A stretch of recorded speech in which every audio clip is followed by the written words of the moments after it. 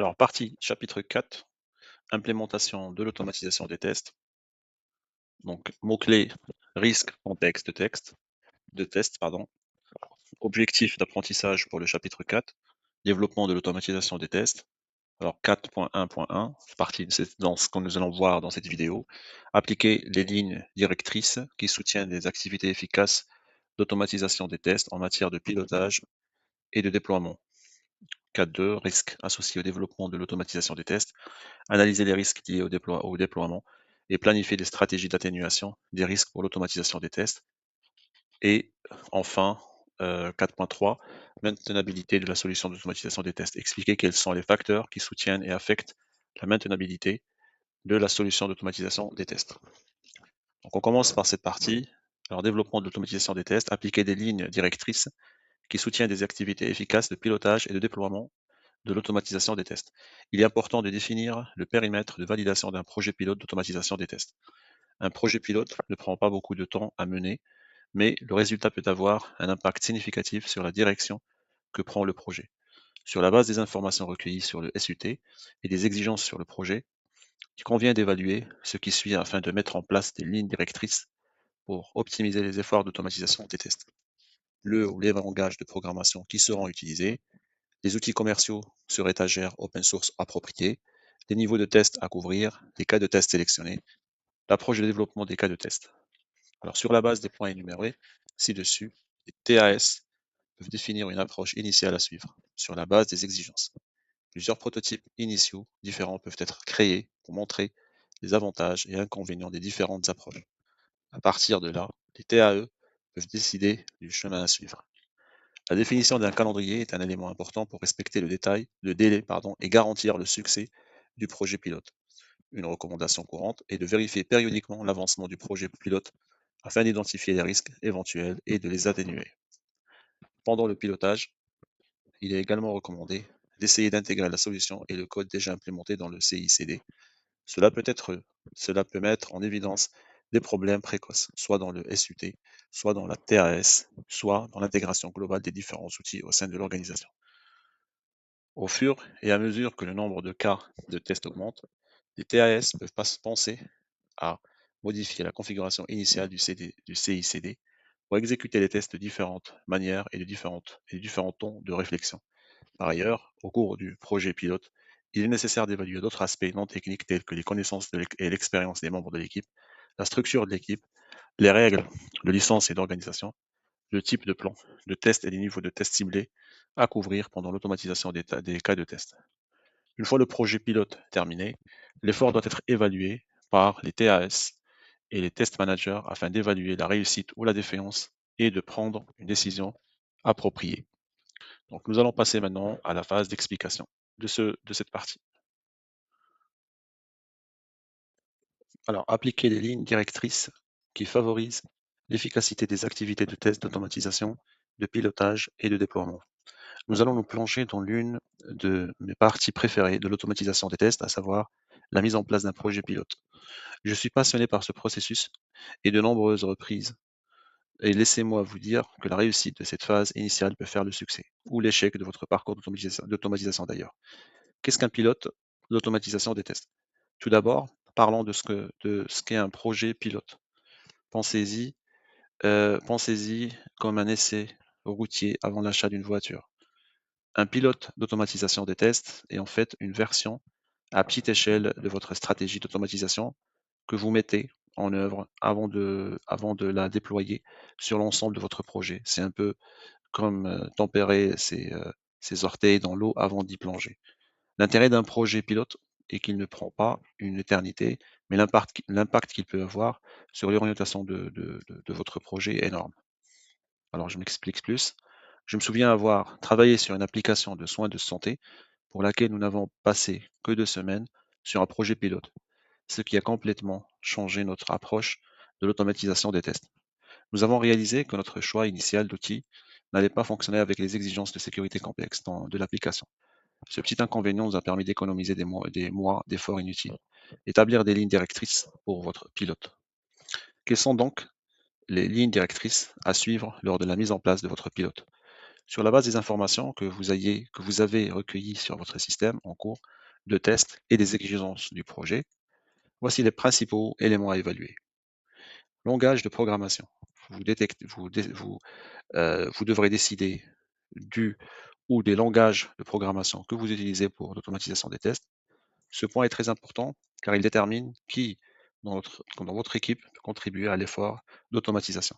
Par exemple, si votre équipe de développement utilise TypeScript pour l'application, il peut être judicieux d'utiliser également TypeScript pour votre automatisation. De cette manière, euh,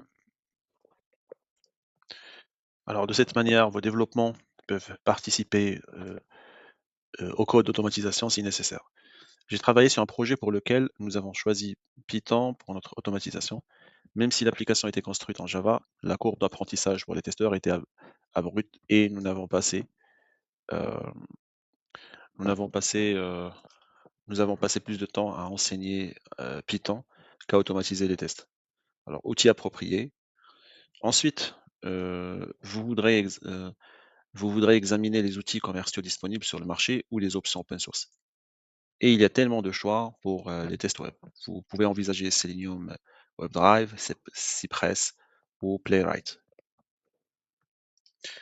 Pour les tests d'API, des outils tels que Postman, REST Assured ou Karate pourrait être votre outil de test mobile.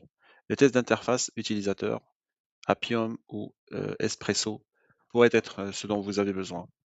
L'essentiel d'adapter l'outil à vos besoins spécifiques. J'ai travaillé une fois avec une équipe qui avait choisi un outil commercial doté d'excellentes fonctions d'enregistrement des lectures parce qu'il semblait facile à utiliser. 6 mois plus tard, ils ont réalisé qu'ils ne pouvaient pas gérer les applications web complexes avec des éléments dynamiques et qu'ils devaient tout recommencer.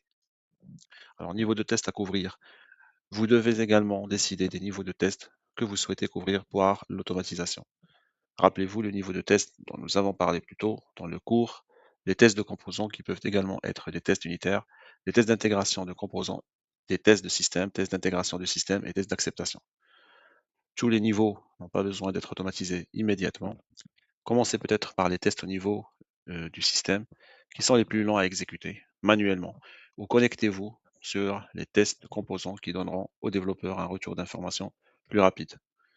Voici un diagramme simple pour visualiser les niveaux de test.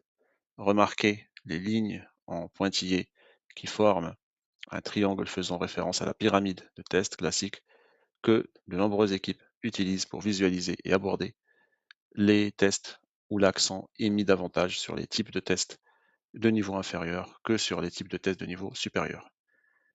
Cas de test sélectionnés. Tous les cas de test ne sont pas égaux lorsqu'il s'agit d'automatiser votre pilote. Vous voulez sélectionner un échantillon représentatif qui montrera réellement si votre approche de l'automatisation fonctionne. Je recommande généralement d'inclure quelques scénarios simples. Euh, c'est scénario simple qui devrait toujours réussir quelques scénarios complexes comportant plusieurs étapes et au moins un cas limite ou un test négatif sur un projet bancaire sur lequel j'ai travaillé. Nous avons sélectionné 10 cas de test pour notre projet pilote couvrant la connexion au compte, les transferts complexes, multi-devises et quelques scénarios d'erreur. Ce mélange nous a donné une très bonne idée de la façon dont notre solution d'automatisation traiterait les différents types de tests.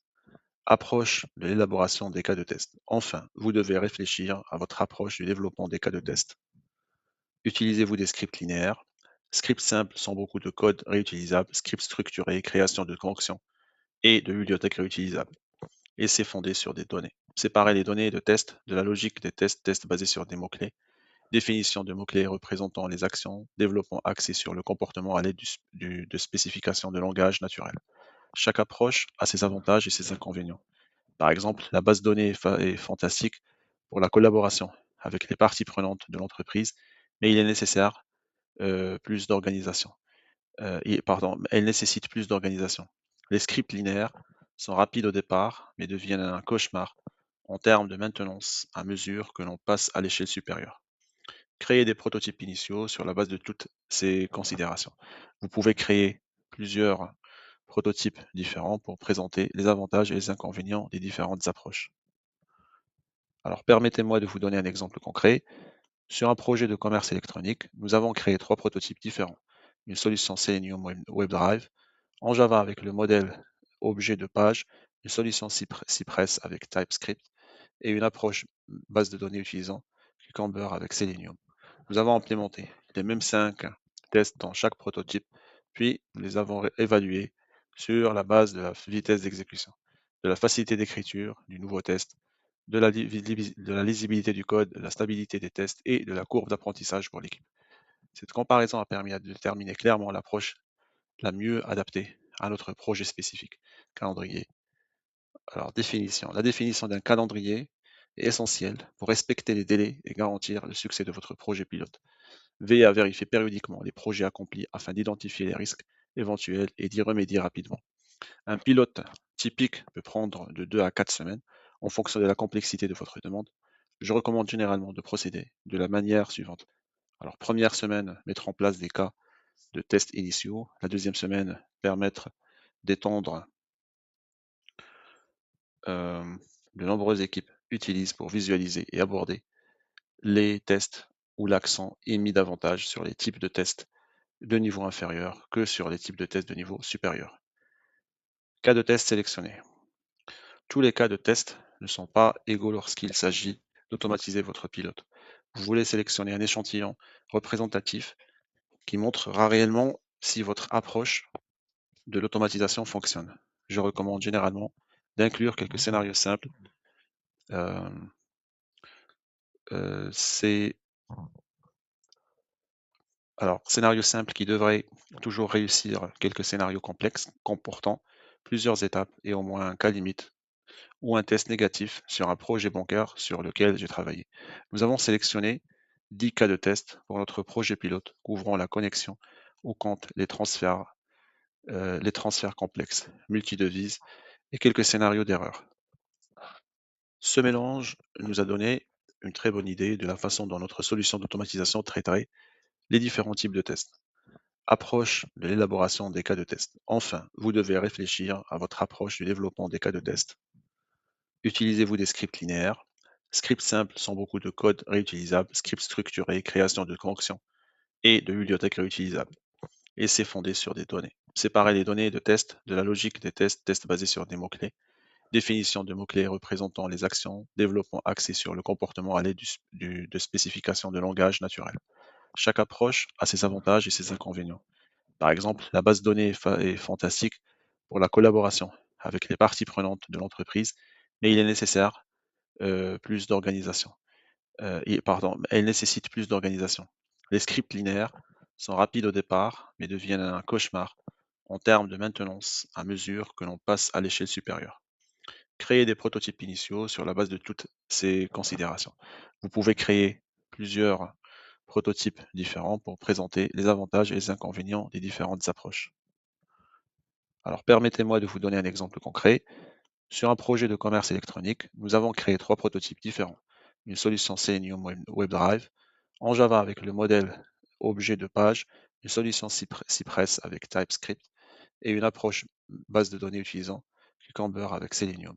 Nous avons implémenté les mêmes 5 tests dans chaque prototype, puis nous les avons évalués sur la base de la vitesse d'exécution, de la facilité d'écriture du nouveau test, de la lisibilité du code, de la stabilité des tests et de la courbe d'apprentissage pour l'équipe. Cette comparaison a permis de déterminer clairement l'approche la mieux adaptée à notre projet spécifique. Calendrier. Alors, définition. La définition d'un calendrier est essentielle pour respecter les délais et garantir le succès de votre projet pilote. Veillez à vérifier périodiquement les projets accomplis afin d'identifier les risques éventuels et d'y remédier rapidement. Un pilote typique peut prendre de 2 à 4 semaines en fonction de la complexité de votre demande. Je recommande généralement de procéder de la manière suivante. Alors, première semaine, mettre en place des cas de tests initiaux. La deuxième semaine, permettre d'étendre La couverture des tests et de relever les défis initiaux. Intégration de la troisième semaine avec CICD et raffinement. Évaluation et recommandation de la quatrième semaine. Donc, intégration avec CICD en parlant de CI/CD, il est très important d'essayer d'intégrer votre solution d'automatisation dans votre pipeline d'intégration, donc continue et de livraison continue. Pendant le pilote, au cas où vous seriez nouveau ou auriez besoin d'un rafraîchissement sur le concept CI/CD et une approche pour les changements de code soit automatiquement construit, testé et préparé pour le déploiement. Alors, maintenant, la désintégration révèle souvent des problèmes précoces, soit dans votre système sous test, soit dans votre solution d'automatisation des tests, soit dans la manière dont les différents outils de votre organisation fonctionnent ensemble. Par exemple, sur un projet, nos tests fonctionnaient en fait parfaitement sur nos machines locales, mais lorsque nous les avons ajoutés au pipeline CI, ils continuaient à échouer de manière aléatoire. Il s'est avéré qu'il y avait un problème de mémoire sur le serveur CI qui n'apparaissait que dans certaines conditions. Alors le fait d'avoir découvert cela au cours du projet pilote nous a évité de nombreux problèmes à l'avenir. Au fur et à mesure que votre suite de tests s'étoffe, vous voudrez peut-être ajuster la configuration de votre CDCI pour exécuter les tests de différentes manières. Exécuter des tests de fumée sur chaque livraison, exécuter les tests de régression critique chaque nuit, exécuter chaque semaine la suite complète des tests de régression. Évaluation des aspects non techniques au cours du pilote. Alors, vous devez également évaluer certains aspects non techniques. Connaissance et expérience de l'équipe, les membres de votre équipe possèdent-ils des compétences nécessaires à l'automatisation des tests? Ça, c'est une question à se poser. Si ce n'est pas le cas, vous devez tenir compte du temps de formation.